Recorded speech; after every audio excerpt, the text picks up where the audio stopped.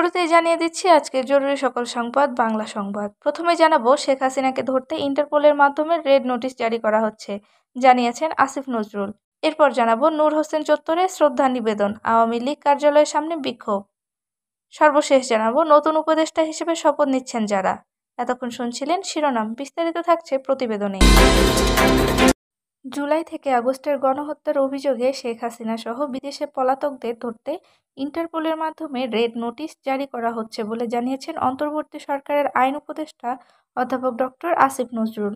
আন্তর্জাতিক অপরাধ ট্রাইব্যুনালের সংস্কার কাজের অগ্রগতির পরিদর্শনে গিয়ে আজ রোববার এ কথা বলেন আসিফ নজরুল। আইন উপদেষ্টা বলেন, বিশ্ব জনমতকে বিভ্রান্ত করতে নেদারল্যান্ডের হেগে আন্তর্জাতিক অপরাধ আদালতে প্রধান উপদেষ্টা সহ অন্যদের বিরুদ্ধে আবেদন করা হয়েছে। আইসিসিতে দেওয়া আওয়ামী লীগের অভিযোগ অন্তর্বর্তী সরকার আমলে নিচ্ছে না বলে জানান আসিফ নজরুল। তিনি বলেন, দেশের মর্যাদা ক্ষুণ্ণ করতেই সরকারের বিরুদ্ধে আইসিসিতে অভিযোগ দিয়েছে আওয়ামী লীগ। অভিযোগটি কোনোভাবেই গৃহীত হওয়ার কারণ নেই। আইন উপদেষ্টা বলেন, এটা কোনো মামলা নয়, এটা আইসিসির প্রসিকিউশন অফিসকে একটি পিটিশনে লিখে জানানো। এটা পৃথিবীর যে কোনো মানুষ করতে পারে। এটা এতই অবিশ্বাস্য ও বস্তুনিষ্ঠতাহীন একটা মামলা যে কোনোভাবেই এই রিট হওয়ার কোনো কারণ নেই। এটা ফ্যাসিস্ট চক্র বিশ্ব জনমতকে, বাংলাদেশের মানুষকে বিভ্রান্ত করার জন্য ও আত্মরক্ষার জন্য মিথ্যা প্রচারণা চালানোর উপায় হিসেবে করেছে। এ বিষয়ে আন্তর্জাতিক অপরাধ ট্রাইব্যুনালের চিফ প্রসিকিউটর তাজুল ইসলাম বলেন, সরকারের নির্দেশনা পেলে দল হিসেবে আওয়ামী লীগের বিচারের পক্ষে বৈষম্য বিরোধী ছাত্র জনতার আন্দোলন নির্মূলে জুলাই থেকে আগস্টের সংঘটিত গণহত্যা ও মানবতা বিরোধী অপরাধের অভিযোগের বিচারের জন্য গঠিত আন্তর্জাতিক অপরাধ ট্রাইব্যুনাল ভবনের সংস্কার কাজ এখন শেষ পর্যায়ে। সরেজমিনে দেখা যায়, ট্রাইব্যুনালের ঐতিহাসিক সাদা ভবনটির নানামুখী সংস্কার কাজে ব্যস্ত হয়েছেন কর্মীরা। এছাড়া ট্রাইব্যুনাল সংলগ্ন বাগান নতুনভাবে সাজানো হচ্ছে। গণপূর্ত মন্ত্রণালয় থেকে এই সংস্কার কাজের সার্বিক তদারকি করা হচ্ছে। কয়েকশো কর্মী এখানে নিয়মিত কাজ করছেন। চিফ প্রসিকিউটর তাজুল ইসলাম বাসককে বলেন, আন্তর্জাতিক মানের বিচার কার্যক্রম চলবে এমনভাবে ট্রাইব্যুনাল ভবনকে উপযোগী করে প্রস্তুত করা হচ্ছে। ভবনটি সংস্কারের আগে অনেকটাই জরাজীর্ণ ছিল। আজসহ কয়েক দফা আন্তর্জাতিক অপরাধ ট্রাইব্যুনালের সংস্কার কাজ পরিদর্শন করেছেন আইন উপদেষ্টা আসিফ নজরুল ও গণপূর্ত উপদেষ্টা আদিলুর রহমান খান। ট্রাইব্যুনালের মূল ভবনের সংস্কার কাজ চলমান থাকায় আপাতত ভবন সংলগ্ন গত 14 অক্টোবর আন্তর্জাতিক অপরাধ ট্রাইব্যুনাল পুনর্গঠন করা হয়। ট্রাইব্যুনালের চেয়ারম্যান হিসেবে নিয়োগ পান হাইকোর্টের বিচারপতি গোলাম মুর্তজা মজুমদার, আর সদস্য হিসেবে নিয়োগ পান হাইকোর্টের বিচারপতি শফিউল আলম মাহমুদ ও অবসরপ্রাপ্ত জেলা ও দায়রা জজ মহিতুল হক এনাম চৌধুরী। এর আগে চিফ প্রসিকিউটর সহ প্রসিকিউশন ও তদন্ত সংস্থার নিয়োগ দেওয়া হয়। বৈষম্যবিরোধী ছাত্র জনতার অভ্যুত্থানে পদত্যাগ করে দেশ ছেড়ে পালিয়ে ভারতে যান সাবেক প্রধানমন্ত্রী ও আওয়ামী লীগ সভাপতি শেখ হাসিনা।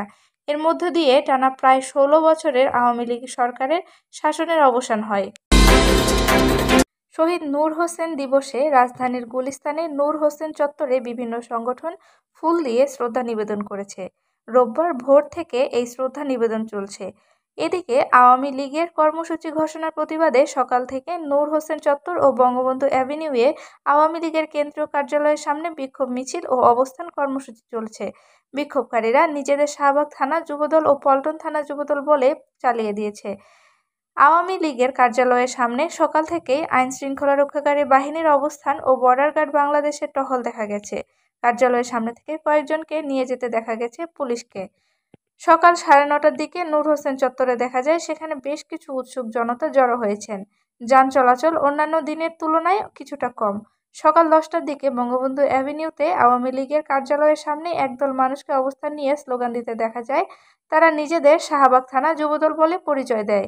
আওয়ামী লীগের আস্তানা ভেঙে দাও, গুঁড়িয়ে দাও, গুম খুনের অপরাধে খুনি হাসিনার ফাঁসি চাই বলে স্লোগান দেন তারা। 10:30টার দিকে তারা সেখান থেকে চলে যান। পল্টন থানা যুবদলের পরিচয় দিয়ে আরেকটি দল সকাল 10টা 20 মিনিটের দিকে মিছিল নিয়ে নূর হোসেন চত্বরে যায়। পরে সেখান থেকে আওয়ামী লীগের কেন্দ্রীয় কার্যালয়ের সামনে যায়। তারা আওয়ামী লীগ ও শেখ হাসিনার বিরুদ্ধে নানা স্লোগান দেয়। 10:30টার দিকে তারা আবার সেখান থেকে চলে যায়।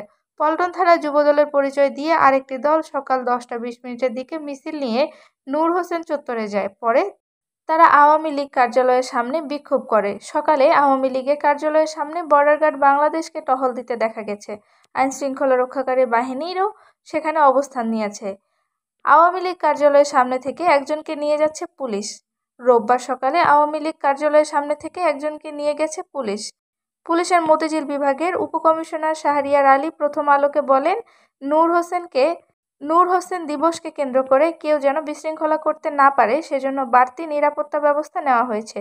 নূর হোসেন চত্বরে যেসব সংগঠন ফুল দিয়ে শ্রদ্ধা নিবেদন করেছে তাদের মধ্যে অন্যতম হলো বাংলাদেশ ছাত্র ইউনিয়ন, সমাজতান্ত্রিক ছাত্র ফ্রন্ট, বাংলাদেশ ছাত্র ফেডারেশন, গণসংহতি আন্দোলন, ভাসানী অনুসারী পরিষদ, গণতন্ত্র মঞ্চ, বিপ্লবী ওয়ার্কার্স পার্টি, বাংলাদেশ যুব ইউনিয়ন, বাম গণতান্ত্রিক জোট, বাসদ, বাংলাদেশের কমিউনিস্ট পার্টি, গণতান্ত্রিক ছাত্রজোট, ছাত্র ফোরাম, বাসদ, জাতীয় গণফ্রন্ট, নাগরিক ঐক্য, বাংলাদেশের শ্রমিক কর্মচারী ফেডারেশন ও জাতীয় গণফ্রন্ট। এরশাদ বিরোধী আন্দোলনে যুবলীগ কর্মী নূর হোসেন বুক ও পিঠে স্বৈরাচার নিপাত যাক, গণতন্ত্র মুক্তি পাক স্লোগান লিখে রাজপথে মিছিলে নেমেছিল। সেদিন পুলিশের গুলিতে তিনি মারা যান। 1987 সালে তাকে হত্যার আজকের এই দিনে ঢাকার 0 পয়েন্টে শহীদ নূর হোসেন চত্বরে বিক্ষোভ মিছিলের ডাক দিয়েছে আওয়ামী লীগ। দলটি ফেসবুকে পোস্ট দিয়ে এ কর্মসূচি ঘোষণা করার পর তা উত্তেজনা সৃষ্টি করে। অন্তর্বর্তী সরকারের উপদেষ্টা পরিষদে নতুন করে যুক্ত হচ্ছেন আরও 5 জন। তাদের মধ্যে 4 জনের নাম জানা গেছে। তারা হলেন অধ্যাপক মোহাম্মদ সায়েদুর রহমান, ব্যবসায়ী শেখ বশিরউদ্দিন, চলচ্চিত্র পরিচালক মোস্তফা সরওয়ার ফারুকী ও প্রধান উপদেষ্টার বিশেষ সহকারী মাহফুজ আলম। রবিবার সন্ধ্যায় বঙ্গভবনে নতুন উপদেষ্টাদের শপথ হওয়ার কথা রয়েছে। এই 4 জনের নতুন উপদেষ্টা হিসেবে শপথ নিতে আমন্ত্রণ পাওয়ার বিষয়ে নিশ্চিত হওয়া গেছে। অধ্যাপক মোহাম্মদ সায়েদুর রহমান গত 27 আগস্ট বঙ্গবন্ধু শেখ মুজিব মেডিকেল বিশ্ববিদ্যালয়ের উপাচার্য হিসেবে নিয়োগ পান। এবার সেখান থেকে তাকে উপদেষ্টা পরিষদে নেওয়া হচ্ছে। মোহাম্মদ সায়েদুর রহমান বিএসএমএমইউর ফার্মাকোলজি বিভাগের অধ্যাপক। শেখ বশিরউদ্দিন দেশের শীর্ষস্থানীয় শিল্পগোষ্ঠী আকিজ বশির গ্রুপের ব্যবস্থাপনা পরিচালক। তিনি শেখ আকিজউদ্দিনের সন্তান। মোস্তফা সরওয়ার ফারুকী খ্যাতিমান চলচ্চিত্র নির্মাতা। কয়েক দশক ধরে তিনি চলচ্চিত্র, নাটক নির্মাণ করে পরিচিত মুখ হয়ে উঠেছেন।